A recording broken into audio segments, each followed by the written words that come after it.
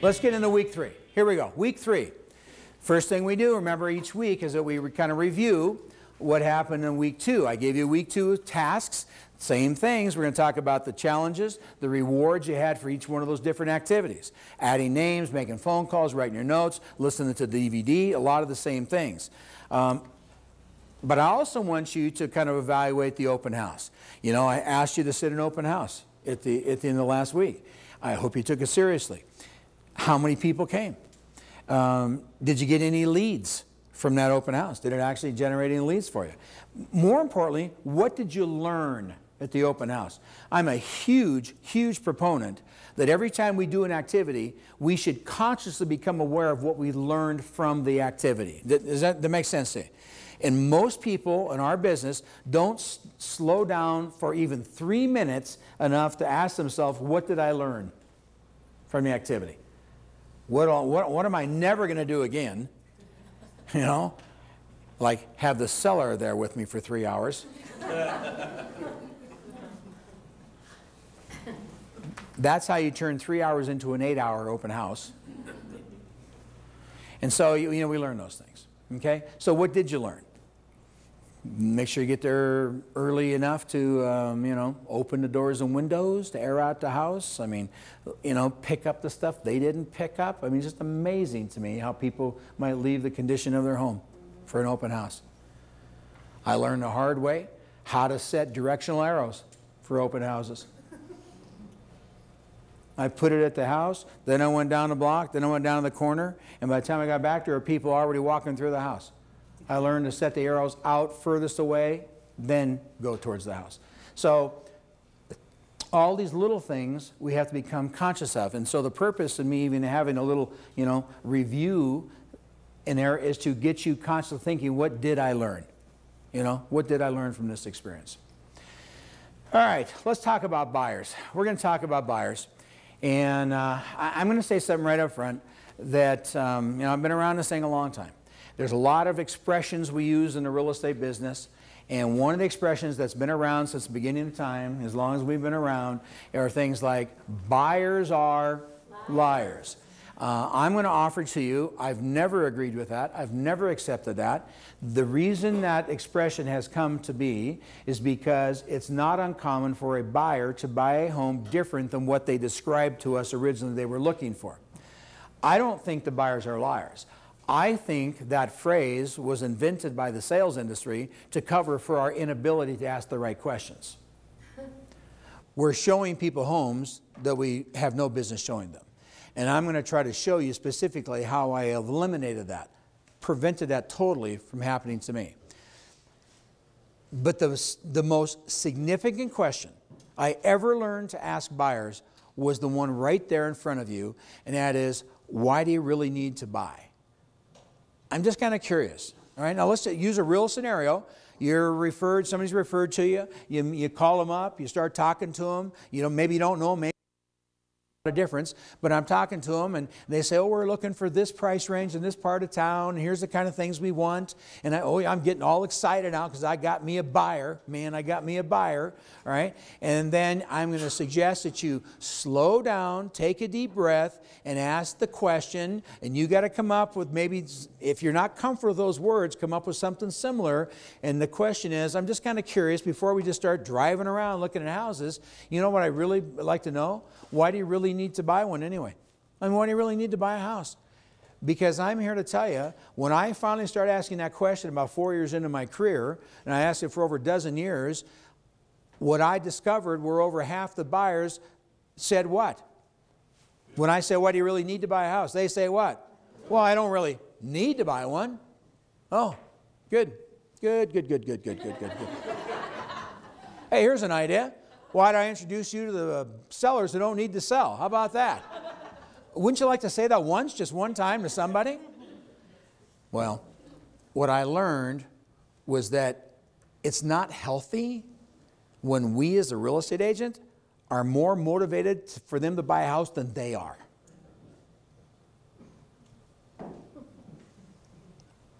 I'll let that just sink in for a minute.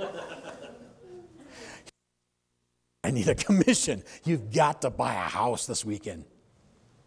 And that comes across.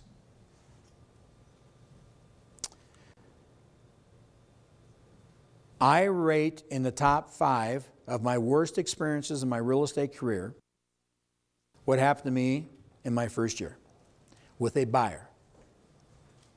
It happened to me one time, and I made a promise to myself I would never, ever let that happen to me again.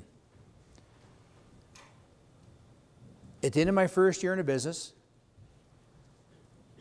I realized all of a sudden, it's like I just woke up one morning or in the middle of the night and realized something about a buyer I'd been working with. You know what I realized? I realized I'd invested so much time with these buyers, I could now not stop working with them. It's one of the worst feelings I've ever experienced in my career. And stop now. You put too much time into them. You had no choice. And maybe you finally sell them something. And you close it and you get a check. Don't compute how much you made an hour. Don't go there. And I swore I'd never do that again. And for the next 16 years, I never did it again. And I will tell you the reason I was able not to do it again is because I learned to categorize my buyers. I categorize my buyers. They're either a 1, 2, or 3. And I know that's pretty basic, but I also know that 80% of the people in this business don't do it. A number 1 buyer is who we're all looking for, and there's only one criteria. They have a date to move. That's it. Don't make it fancier than it needs to be. They tell you, well, we got to be here in 10 weeks. Yes. And that's the buyer. We miss dinner with our families. We cancel days off. We miss the grandkids' soccer game. We pay the ultimate price for number 1 buyers. Is that all right if I say that? It's the truth. It's the nature of the beast. It's the way we're wired. I can't change that, so I'm not going to try. But here's what I'm going to try to change. You got a number 2 buyer. You know what the criteria for number 2 buyer is? They need to move. They have no date. They need to move, but they got no date. Who's that? You know who that is? I'll tell you who that is. They got their home for sale today. That's a good buyer. I'll work with them. I'll give them my time. I'll even show them some houses. Here's my message and what I've learned in over 30 years of watching real estate people, being one myself for over half that period of time. If you don't have criteria that separates a number 2 from a number 1 buyer, the risk you run is that you will give a number 2 buyer number 1 priority. Do you hear what I just said to you? Yes. And as an industry, we have got to stop doing that to ourselves and our family. They deserve, and we deserve better. Would you accept that? Yes. And then you got a number 3 buyer. My definition, everyone else. If you looked at my last year's business plan, you would see written in black and white in my last year's business plan, eliminate all number 3 buyers. I don't work with them. I simply do not work with them. I only work with 1s and 2s. And depending on your market conditions, at the time of the filming of this, we're in a pretty tough market in the United States. Canada, my friends in Canada, their market's moving in the same direction, following the United States. My friends in Australia and New Zealand who watch these videos, they're in a tough market. So there's a tough market worldwide right now. But here, listen to this. Your number 2 buyer needs to move, has no date. In the U.S., and most of the U.S., almost all of Canada, just 2 years ago, 3 years ago, they were almost a number 1 buyer. Yes or no? As soon as I put the house on the market, it's going to be gone. We better get out there and see what's out there before we even put the sign in front of the house. So you got to go with whatever the market conditions at the time on how you treat your 1s and 2s. I'm working with a young guy in a state, certain state, and just a few weeks ago, I'm kind of coaching this young guy, and I was puzzled because when he filled out the initial coaching questionnaire, he said to me he's working 7 days a week. He has no balance whatsoever, and he's got 0 sales. And I said, that doesn't equate. And I got on the phone with him, and I said, I understand how you're working 7 days a week and you got no sales. You got nothing going on. He goes, I don't know, I'm just busy. And I said, well, we need to start with the number one time, the number one time consumer are buyers. So let's start with buyers. How many buyers have you got? And he said, I got 11. And I said, no, you don't. He says, what do you mean? I'm like 800 miles away. We're on a telephone. He says, I got 11 buyers. I says, no, you don't. He says, how do you know I don't have 11 buyers? I said, oh, I sold over 200 homes a year for 6 years in a row. I've had a lot of buyers. I've never had 11 buyers at one time in my entire career. You can't have 11 buyers and no sales. Are you with me on this? It defies common sense. He said, I thought I had 11 buyers. I said, here's what we're going to do. I'm going to call you tomorrow, and you're going to categorize your buyers, 1, 2s, and 3s. And you're going to tell me how many you got in each category. Called him next morning. I said, okay, let's get into it. How many number ones have you got? He says, I see where you're going with this. He says, you're right. I got 3. I only got 3 number 1 buyers. I said, no, you don't. You can't have 3 number 1 buyers and no sales. Let's go through them. Tell me, why are they number 1s? He said, well, the first one, they're a young couple. They got like 80 to 100,000 cash. Really? Yeah, as soon as they sell their house, he said. We finished the process. Here's what he discovered. He had 1 number 1. He had 3 number 2s. And he had 7 number 3s.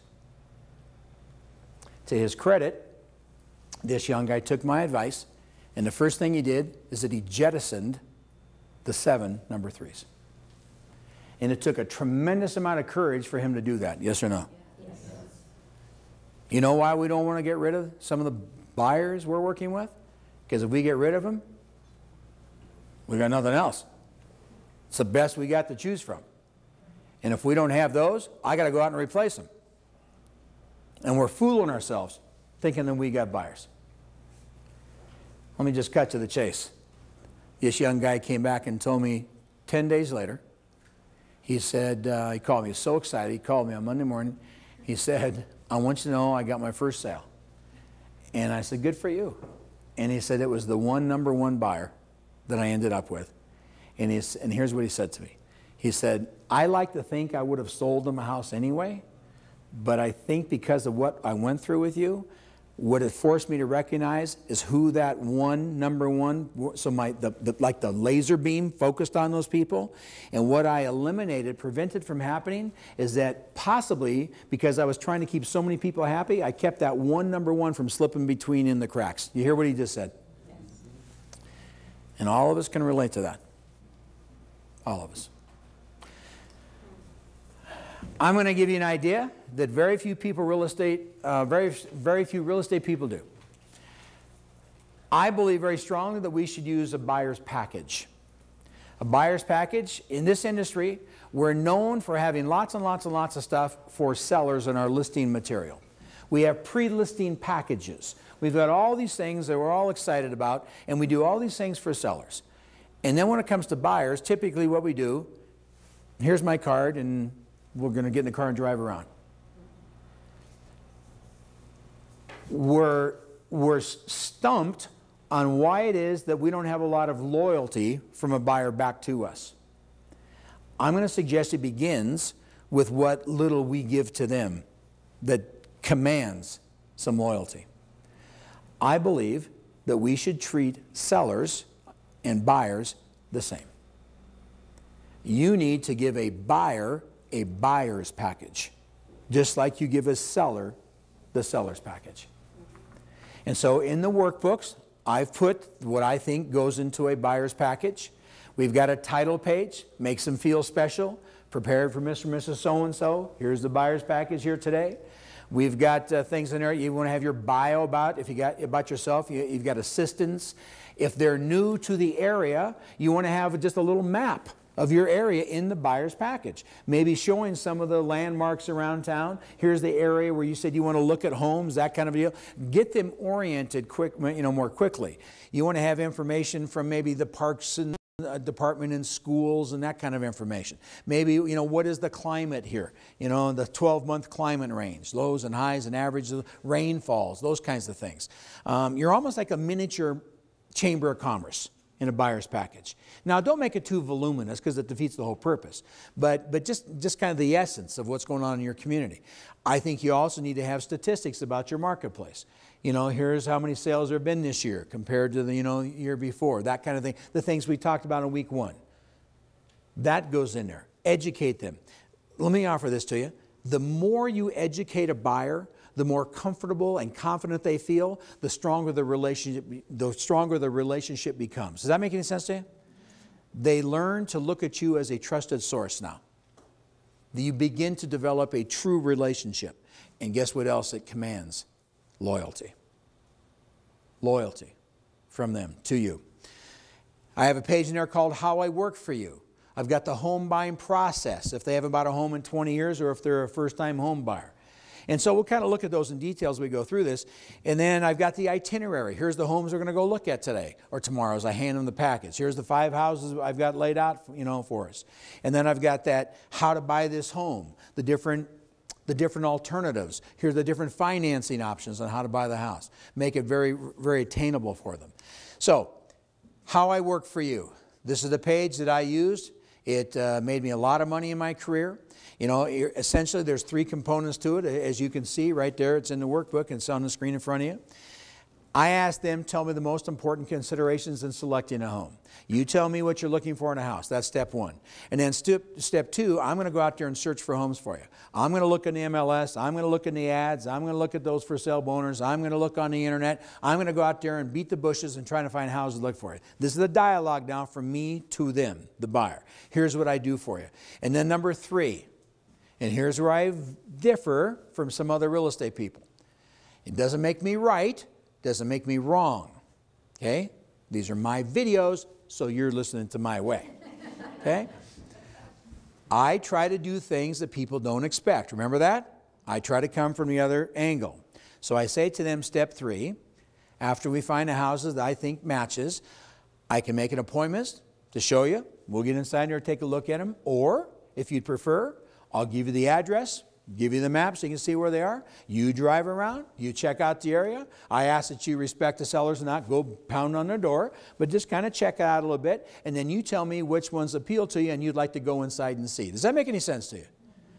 It is the most common sense approach to working with buyers I've ever seen, and it just puzzles me to no end why real estate people are not comfortable doing that. Somehow we've developed this mentality that, well, I don't want them out there driving around on their own. My God, they might run into a real estate agent. Well, you know what? There's so many real estate agents, if they don't run into real estate agents, they haven't run into anybody. You shouldn't worry about them running into a real estate agent. Because part of the buyer's package, I'm going to show you next few minutes, protects you. You don't have to worry about that stuff. Let me get to the bottom line. Here's what made me a lot of money working with buyers. Just see if these words ring true in your own mind. The more freedom you give to a buyer, the more loyalty they give back to you. The more you try to hang on to them, like our kids, the more they wiggle, squirm, and fight and want to get away. Yes or no? Yeah. It's just common sense. And if you put the right package together, you don't have to worry about them going behind you and buying something. The home buying process, if they're a first-time home buyer, or as I said, if it's been years and years since they bought a house, you kind of walk them through. Different parts of the United States uses different terminology. We have closings, they have settlements. You say the word escrow to half the United States, their eyes glaze over. They have no idea what you're talking about. Be careful when you use real estate terminology, especially with people coming into your community from different communities. Don't assume that they use the same terminology you do. So you explain to them, here's the process. We're going to look, get the houses, we're going to go look at them, and then here's the contract, and I actually gave the buyers the contract. Here's the contract. Hold it right there. Hang on to it. Get comfortable with it. Because a contract, in states and provinces, they all have different contracts. And some states are so litigious, they're overwhelming the paperwork that people have to sign to buy a house today. And it'll just get worse and worse and worse as the years go on. And so I found it was beneficial to actually hand to them physically here's the contract we're going to use. So you can kind of get familiar with it, comfortable with it. When we find a house that meets all your needs, this is the contract we're going to use right here. And then I learned to phrase it a little differently. Because guess what happened? About 2 years into my career, I said those words to a couple, a guy and his wife. I said, here's a contract, get comfortable with it, because when we find a house that you like, meets all your needs, this is what we use to buy it. We found a house like a week later. We're all excited. We're sitting there, and it's on a Saturday afternoon. Never forget this. And we're sitting there, and the house was vacant, so we're in the house, writing up the deal in the house, right there at the kitchen table. And I go for my briefcase, and she says, opens her purse, and she pulls out the contract. She goes, I've been saving this for a week. Here it is. And I had given the impression that's like the only one. You get one contract and you have to hang on to it. Everything I learned the hard way, all right? And so you just walk them through the process. I give them what I call a property preview guide. Here's the addresses, here's the basics on the house, bedroom, bathroom, garage, square footage, that kind of a deal. Maybe the age, whatever you think is appropriate. And then I've got over there comments, so they can just kind of make their little comments. And then if they want to drive by, which one do they want to set an appointment? Some of us need to hear this. Please, please hear these words. In my own personal experience, what I've learned is that most buyers cannot look at more than 6 houses before they're totally confused. And I see well-intended agents line up, we got 11 houses for you to look at today. And they have no clue what they've seen after about 5, 6, 7 houses. You know what we ought to do? I've said this for years. You know what we should do? We should buy a house ourselves about every 4 or 5 years to show ourselves what we do to people. You look at houses for a living, and you can remember most of them. But even us that do this for a living, you go out there and preview 10, 15 houses. Most of us have no clue what the first 3 houses look like. Give them a break. And then this page, I don't know, it might have made me millions, hundreds of thousands anyway in my career. Because it's part of my buyer's package, and it says right there, whether you find a home by seeing an ad in the paper, driving by a for sale sign, hearing or visiting an open house, find a home on the internet, I can sell any of them to you. Because too many of us in this business have been burned because we forgot to tell our buyers this. We work with them for 7 weeks. We get to know each other. We've bought them lunch about, 26 times now. Got to know their kids real well. Even watched them for them so they go to the movies. And they call us on Saturday evening because they're so excited they want us to be the first to know that they bought a house today. And you say, you what? We bought a house. We knew you'd be excited for us. We just happened to be driving by. Anybody know what I'm talking about? We've all got scars for that one. This page, as simple as it is, prevented that from happening. Because I'm here to tell you, most buyers don't go behind our back. They're not going behind our back. They have no idea this is how it works. So make sure you cover that. How to show homes. Here's a couple of things. Real simple to the point. This is my system. Step 1, what I call tour the home on paper or online. Some 87% of buyers today, in the year we're filming this, 87% of buyers have been online looking at houses before the first conversation is held with a real estate agent. And so the first step is that I'll pick out some houses. I'll send you, the synopsis from MLS, the link, or whatever you use. Let them look at it. Step 2, go out there on your own, drive around, check it out, see what you think of the area. Because some of us have already experienced this.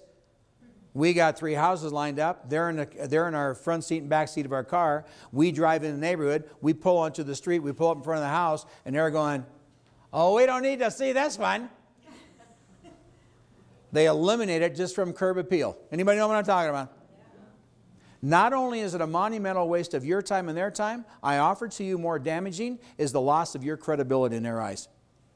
Trying to show them something that, if they don't say the words, these are the thoughts going on. Why did he even show us this? He has no sense of what we're looking for. Can you hear that? That's reason enough alone, I felt, to let them get out there, drive around, prove it on your own. And then step 3, I only show them homes they like. So I'm just kind of hammering this point because it's always been a sensitive area for me, and I think it's one of the biggest mistakes we make as agents working with buyers. Here are the questions that eliminated people being buyers or liars. This is the question that helped me show homes to people that matched what they were actually looking for. I don't say to them, hey, tell me what's really important in a house. Tell me what you're really looking for. Give me your most important things in a house. I have learned over years and years and years of experimentation, you get a total different response when you ask that question right there in front of you right now. And that is, please tell me the 3 features a home absolutely must have in order to even consider living in it. Now, I may come across real dramatic here because I slowed down and the inflection of my voice went up, but I'm trying to make a point. There's 3 components to this question. The first one is the 3 most important features. I've discovered when you tell people to prioritize a response, you get a whole different answer than if you say, tell me what's important to you. Does that make any sense to you?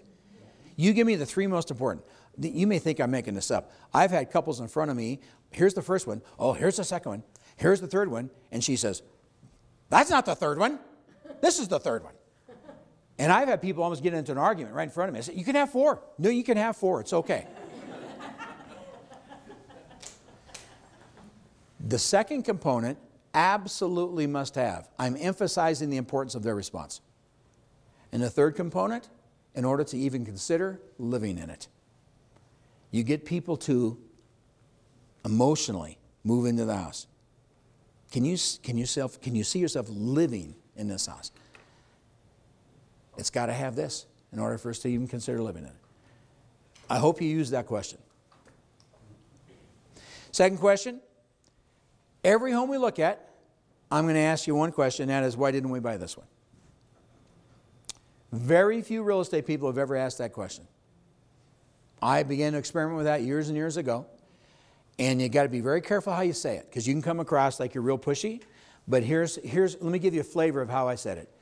You know, as we go out and look at houses, so that I don't waste your time showing you houses that don't really work for you, if it's okay, what I'd like to do, every time we look at a house and we walk out and you say, no, this doesn't work, I'd simply like to ask you, why did we not buy this one? Why did we eliminate it? By you telling me that, I can dramatically reduce the number of homes we have to look at. Does that make sense to you guys? And it makes sense to them too. And that's what's important. Maybe near the top of the list of my pet peeves about this industry is that a lot of people in this industry do not accept the fact that they are a salesperson. My own personal observation, well over 80% of the people in this industry have never had any formal sales training. When you take developing relationships like we've heard about week 1, week 2, now week 3, when you combine building relationships with actual sales skills, that is a powerful combination. Would you accept that? A lot of people in real estate make money simply because of the relationship aspect. You throw in a couple of sales techniques, and I'm not talking about slick. I'm not talking about, you know, how tricky I am. It's got nothing to do with it. You can't sell a house to someone that they don't want to buy. I don't care how good you are. Study sales techniques. Get the CDs, get some DVDs, get books. But you know where you learn the most? Study other salespeople. I'm going to offer to you, you will learn more by watching another salesperson from a total different profession than any book you ever read on sales. And I'm going to have you do that in this week's tasks. Because they won't buy it if it doesn't work for them. I don't care how good you are. Part of sales is in how you package your material. We don't have time in this series to go into great detail, but whether it's a pre-listing package for sellers, whether it's a buyer's package for the buyers, I hope that you hear these next few words. They're not in the workbook. They're not on a screen. They're from my lips to your ears, and I hope you hear them. Made me millions. The packaging of your presentation material. Here's what I want you to hear. The higher the quality of the physical package, the higher the perceived value of the content and the provider. Do you understand what I just said to you? You put a little more effort, a little more oomph, a little more quality into what you physically hand to people, it conveys a message that you are not the average agent, that you are highly competent. It reflects your character. Are we all coming together on this one? And it is one of the most overlooked aspects in the real estate industry. The packaging of the material that we provide to people. It demonstrates your competence. People respect sales skills. Not slick. They respect sales skills. Sadly, the majority of real estate agents I've met in my career, tens of thousands of them, don't even understand the difference between a trial close and a formal close. And that's not your fault. It's because you've never been trained in sales. I wasn't trained in sales. I took it upon myself to understand how you sell things to people. And many of the things you've seen in the first 3 weeks are trial close questions. A trial close, not to do a sales session now, is nothing more than to determine the degree of interest the customer or client has in the product. Is this the kind of home you can see yourself living in? That's a trial close. A formal close is nothing more than a culmination of a series of trial close questions. That's why your great salespeople, if you ask them the question, how do you close people? They will struggle to answer that question. Because you know how I close buyers? If I asked myself that same question, I'd struggle because my answer would be, I ask them, what do you want to buy it? Should we write it up? That's as formal as I get. Should we just write it up here? Go back to the office, write it up. Because it's not much of a question because of the trial closes that had preceded it. Are you with me on this one? Yeah. It's like a no-brainer. You know, I've had, you might think I'm exaggerating this. I'll bet, oh my word, at least a third of the buyers I've had in my career, probably half, told me they wanted to buy before I asked them the question. And you know what I'm talking about. It's because you did a good job on the trial closes. So here we go. Here's our week 3 tasks. Looks familiar. Get in the office, expand the database, do a third market study, preview 15 properties, get out the handwritten notes, listen to the CD, DVD, pick up a couple more ideas, take a top agent to lunch, schedule another open house this weekend because you can learn a lot from open houses. Get a lot, practice a lot of things during open house. That's why I have you do them. Study 3 salespeople. Study 3 salespeople. What do I mean by that? Do's and don'ts. This is what I mean. You go to the department store this afternoon, this evening, because you got to buy something, some kind of garment or whatever.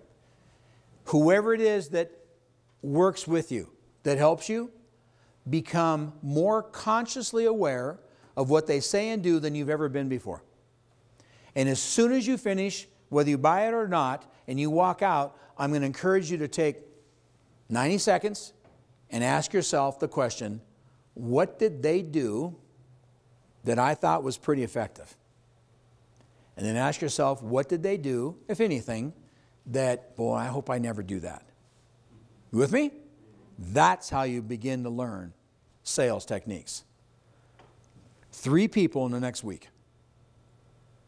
So don't think of you have to go talk to a car salesman. I mean, none of us want to do that. All right? I was raised in the car business. just that everyday guy or gal who's out there selling things.